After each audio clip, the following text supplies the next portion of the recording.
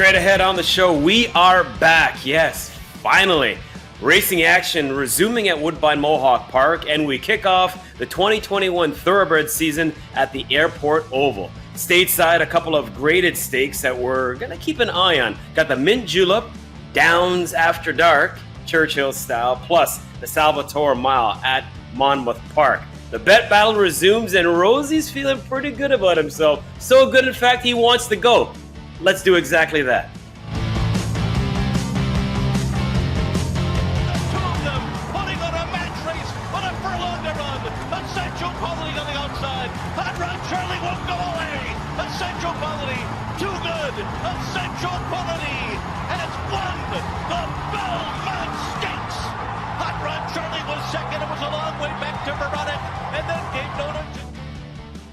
And with that, I guess you could say he is the undisputed champion in terms of the 3-year-old rank. So welcome back once again, Racing Around the World, courtesy of HPI Bet.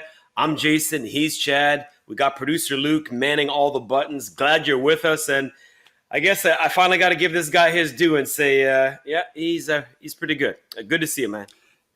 Yeah, good to see you, Porty, and good to see we're back. We'll have more on that in a few moments. But yeah, going back to the Belmont, just like Larry Coleman said in his call there, just simply too good, and that was just him. But you and I think, can both agree, you're not going to see many better efforts in defeat than Hot Rod Charlie, who held on to be safe. He had no reason to be anywhere given the fractions he put up early on.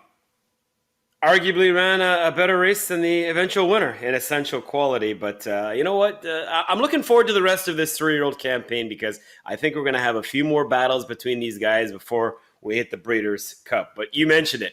Huge news for those of us at Woodbine Entertainment. We are back on track.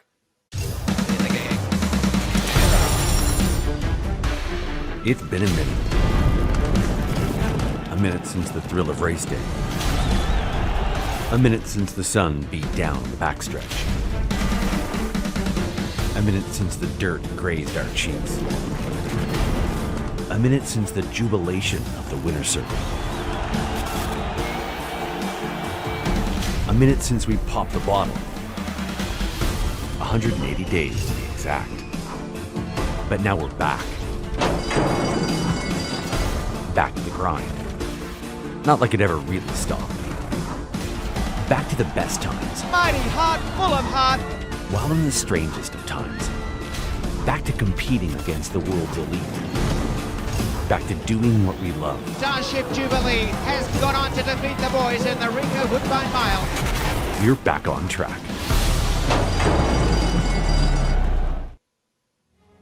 Yes, it's been a long time coming, and what a way to bring you back with a Back on Track special courtesy of HPI Bet.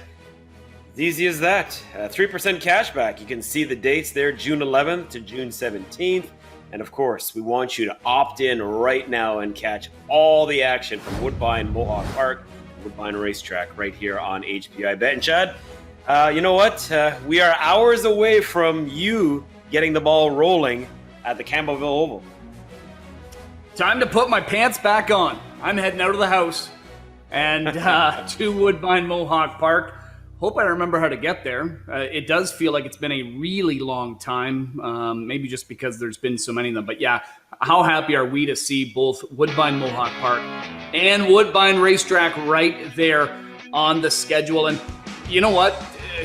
Both race offices and horse people entering the horses too. What a great job. Everybody coming together on short notice.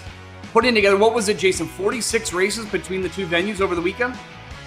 46, yes. We have 11 between night, day action. And then, yeah, we got 13 on the Sunday. So it's going to be action-packed. You know what? It's about time. Let's go. So there's a look at the schedule in terms of the 72-hour watch on HPI Bet. What to watch for? A stake schedule as you would expect after the Belmont, third leg of the Triple Crown. We realize it's a bit of a lull. I'm not going to say a hangover, just a bit of a lull, but we still got some things to keep an eye on. Yeah, still some good ones. I mean, as we go into Sunday, Jason, we'll see from Monmouth, they've got the Pegasus, ungraded, going for $150,000, short field, only 5, but look at the 5, right? We've got the Ontario bred in there in Weyburn, but you've also got Mandaloon, who might, in the near future, ultimately inherit the Kentucky Derby victory. So there's some star power in that race, although it's just a short field. Yes, exactly. So keep an eye on it. I don't mind it being a little bit quieter just because we've been so busy over the last few weeks. So just a little bit of a comment. And it gives us a chance to steal the spotlight. So for the first time, 100%. We are racing around the world at Woodbine. So let's bring in a race that I think is going to be a phenomenal one. I mean, hopefully the weather, does its part. Mother Nature, with fingers crossed.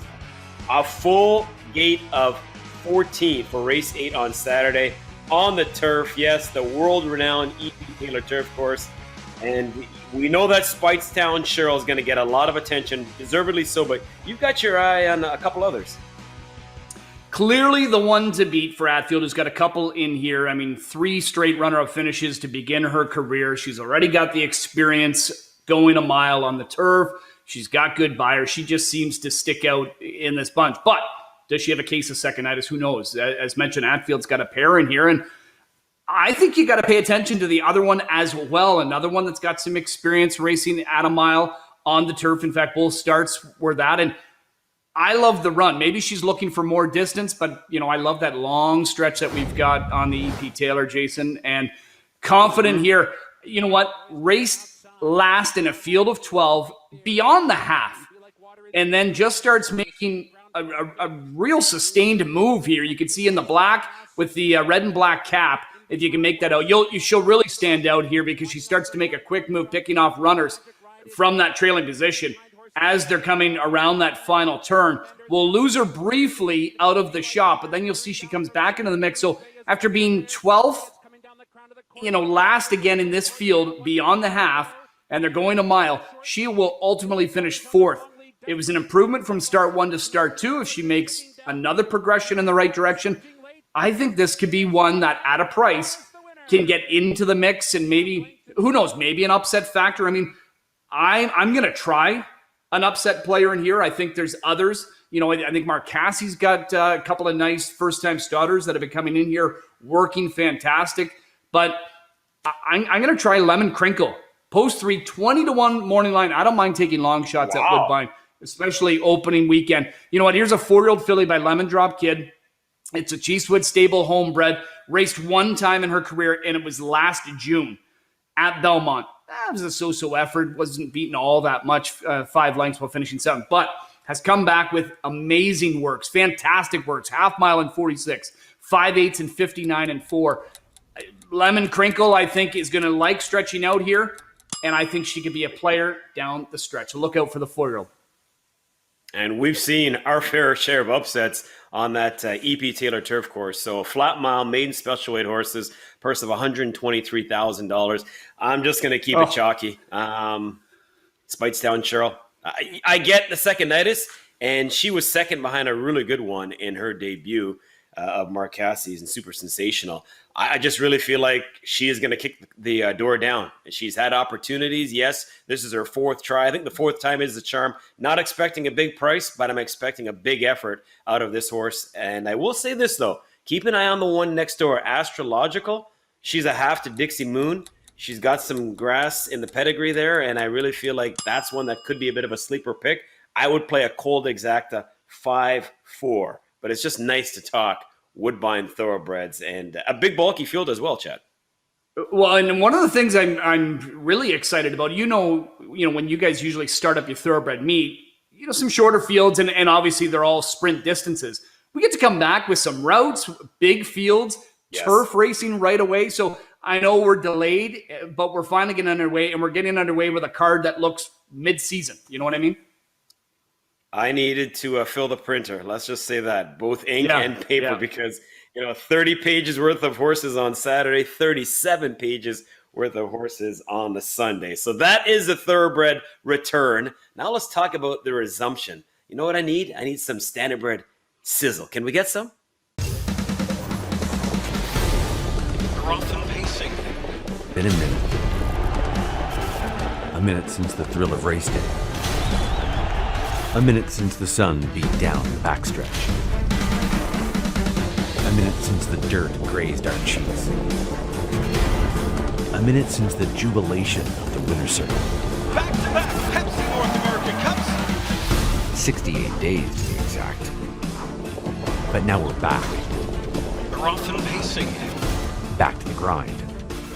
Not like it ever really stopped. Back to the best times. Venerate scores in the Mohawk Million. While in the strangest of times. Back to competing against the world's elite. Back to doing what we love. Tall Dark Stranger answers the bell, wins the Pepsi North American Cup. We're back on track.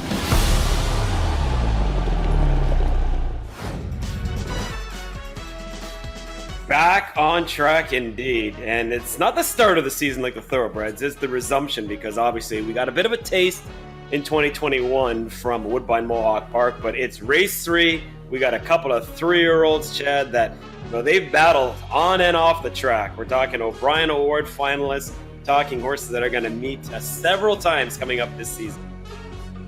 Yeah, and a pair of legit Pepsi North America Cup contenders in here that are getting their first start back here on this soil. Lawless Shadow, Bulldog Hanover, and yeah, you mentioned it. They know themselves pretty well. It's just becoming a great rivalry and one that I think will carry on into this sophomore campaign. So looking forward to it. And some good older ones in this race as well, but I still think that the 3-year-olds, the pair of them, stand out amongst this group. And Lawless Shadow, Doc Moore always has his horses ready to roll, and this guy was no exception. He, like many other horsemen, they opted to race in the U.S. to keep things going and keep horses in shape, and Scioto is where Doc Moore went. And Lawless Shadow was a perfect 2 for 2 in his races there. His most recent, against similar company, non-winners of 6, post 7, not the easiest spot. And you can see leaving, and instead of settling down into a whole mid-pack, Ronnie Wren Jr. says, let's just continue to drive on. But it's, the body language of the horse, it's the body language of the driver that really impresses me, because he's not calling on him. He's just letting him do his thing. Physically, look how good he looks, and just looks like a typical Doc Moore, pacer to me. So he parks through a 26-2 opening quarter, clears to the lead, faces pressure before this, by the way, in the backstretch from Doje Gizmo, who ends up being the ultimate runner-up. But he puts that one away. Ronnie Wren calls on him here, but he's still straight and strong. He still comes home at 27-3, 50 flat. Heck of an effort for him.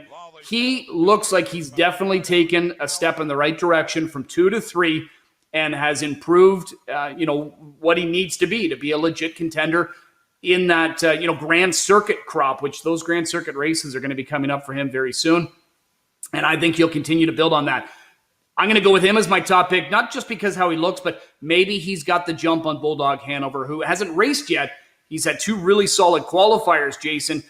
Easy halves, but kicking home, doing it powerfully. He looks fantastic physically as well. And I know he has got a number, 3 wins versus just 1 defeat to Lawless Shadow right now, but I think Lawless Shadow gets this win here Saturday. Solid pick. Obviously, don't want to say it's a 2-horse race, but kind of feels like it's a 2-horse race. I'll try the other half of this sophomore equation, Bulldog Hanover. You spoke of the daytime miles. Jody just sitting there, and that last one really impressed me. Scampered home in 26-4 and never gave him his head. I mean, he just did it all on his own. And think of Bulldog. Yes, he's won all the head-to-head matches, but overall on his own, this guy is just, a half length shy in his opener and a break at the start in another race where he was the odds-on favorite, away from being perfect. I like Bulldog a lot. I think that, yes, your horse has the recency edge, having started a couple times, but I feel like Bulldog Hanover will make up for a little bit of lost time. But regardless of what happens in this race, it's just going to be the start of something special, hopefully, between these two this season. And the last 2 times they faced off against each other, yes, Bulldog Hanover's got the best of them by a combined 12 lengths. They definitely don't seem like there's that much, difference between these 2 colts, but excited to see them, kind of get underway here up close, and just happy I'll be able to be at the track and watching them. Yeah, exactly. O'Brien Award winner, Shadow, against O'Brien Award runner-up in Bulldog. All right, so that is it for Woodbine Mohawk Park. We've covered off the Woodbine entertainment racing scene. Off to Louisville. It's the Little Downs After Dark. That's right. This race will go off at 10:11 on Saturday night. It's just a big time party there under the Twin Spires when they have the nighttime action, and love seeing the grass course, the Matt Winn, 1.16 for the Grade 3 Mint Julep primetime action. And with those lights, it just enhances the profile. And what a race. And I get it. It's headlined by Juliet Foxtrot, trying to make amends for last year. Interesting to note, though, Chad, Brad Cox is actually aiming towards a race at Santa Anita for her. And then some blood work didn't come back right or good enough. Not a bad little backup plan here. She kind of lays over the field, but at a small number, what do you think? Yeah, she does look like she lays over the field, especially coming off that latest graded victory in the Grade 1, Jenny Wiley. But last year she was the favorite in this race too, and it didn't work out. Yep. Ended up finishing 6th, wasn't beating a whole lot. And you and I love to try and beat the favorites on most occasions, and I believe we're both going to do that here. And for me, it's another long shot, one that's 30-1 in the morning line. And hey, she did it before. Why can't she do it again? Now I know it wasn't against graded company, but Vespa, the Brazilian bred, made a nice debut, a splashing debut, especially for the long shot players on that April 27th program. Here's one that hadn't raced since May of 2020, so had missed nearly a year, came here. No surprise, she's a long shot, raced from the back. This is going just a mile, by the way. And Talamo gets her into gear. It's very, very close at the wire, but it is Vespa that's able to get up by a nose at 32-1. Great effort from her, an 81 buyer. Good for her to kind of get a feel of the turf course, the North American surroundings. And off of that effort, I have to think she's only going to be better. And I like the fact that she's getting extra distance here, because I think this is one that can run on all day long, and I think is going to love having a little bit extra ground to work on. And if Juliet Foxtrot on the lead ends up getting pressured by someone, maybe it sets it up for Vespa. So I'm not letting these 30-1 morning line odds scare me away, not one bit. I think Vespa, under the right circumstances, is a legit win candidate to come back and remain 2 for 2 here in the States. 30-1 to me is too big a number. I mean, you come from Uruguay and you come to North America and make a statement like that. And don't forget, Talamo Lobo, 4 for their last 17. That's a nifty little 24% with an almost $9 ROI. So, hey, and in that race, by the way, I should mention, she beat 3 next out winners. So I don't mind Vespa. I think you're on to a nice little sneaky play. And you talked about you and I always trying to beat the favorites. Perhaps we do that a little too much, but I'm with you again. I mean, yes, Juliet Foxtrot, the only Grade 1 winner in the field. She's the richest horse. I get it. Solid connections. I don't know what she exactly beat. I think it was kind of a dressed up Jenny Wiley. It wasn't the toughest of races. Hendy Woods, for me, that last start was her first as a 4-year-old for Team Cassie. Weirdly run race. The first quarter was in 24. Second quarter was picked up 22-3. She had to grind out the victory. I don't mind that. I think she's going to get a lot out of that. She can take a bit of a step forward in her second start off that 7-month layoff. I think she could be in a nice little tracking spot. Yes, she loses Gaff Leon to the aforementioned Juliet Foxtrot. The replacement rider, he's not bad, Florent Giroux. So for me, Hendy Woods, a little bit of racing luck is going to be needed there, Chad. But at a better number, I'm like you, trying to beat Juliet Foxtrot, who may just simply be the best horse in the race.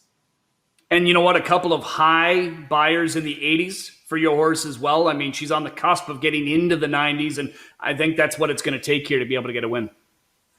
All right, so we've got one thing left to cover. I'm not going to dance. You go on and dance because you had a solid. Well, I don't have the moves, week. really, but You said, Cordy, they can't beat domestic spending, and I should listen to you. You were right. Nice pick. Nice exacta, too. Well, your horse, again, caught Fabian, but I don't know that anybody was beating domestic spending. He, just looks like the best turf horse right now, for that kind of age group. And man, oh man, he almost seems automatic. So happy to get him. Got 3-2 on him for the win bet. And then I was able to get the pace setter hanging on. It was like 15-1 or something like that for the exacta. Yeah, so that ended up returning decent. So a rare occasion, Jason, where I cash and actually even make a profit. So we're back and we've got a little momentum. Yeah, and my pick, Gufo, geez, just 80 lengths off the lead in the middle of the course down the stretch. Anyways, well, let's just move on. A fresh $25 to work with this week. I'm not bitter. I'm not bitter. I just got to be better. We're off to Monmouth Park. And the state of New Jersey, when it comes to racing, yeah, it's been just a different look, literally. Riders not able to use their whips unless it's for safety. You can still carry it. Many of them aren't. It's just a different look, as talked about. So we're seeing some different riders there that usually aren't there. The Salvatore Mile, a grade 3, it goes as race 10. We got the defending champion back in Pirates Punch, but haven't seen that guy in 7 months. And his last race was beaten 25 lengths. I know it was the Breeders' Cup Dirt Mile, but still, that was an awful beating. New York Traffic, the favorite going in. We get it. You know, Chad, his claim to fame last year, nearly beating Authentic and the Haskell at Monmouth. Are you going in that one's direction, or do you got something else up your sleeve? Yeah, he's clearly the headliner, especially coming off that last race, a big win where it was almost enough to convince the Connections to go the Met Mile with him. But Safi ended up sending the other one and opted to go here with this guy. But no, I'm going to go West Willpower. He hasn't done a whole lot wrong in his career either. 5 starts. He's never worse than second. I think he's trending in the right direction. That was a dominant win for him last time. He's 2 for 2 at Churchill, or at Monmouth, I should say, as well. So I like that. So I'm just going to go 10 to win in place on him, and then a straight up exacta. Hopefully he wins. And New York Traffic, I got to figure, is clearly the one to beat. Can still be right there, and hopefully it doesn't crush, and just a straight up exacta with him. So pretty simple. Keeping it simple here, but hoping to cash again. What about you?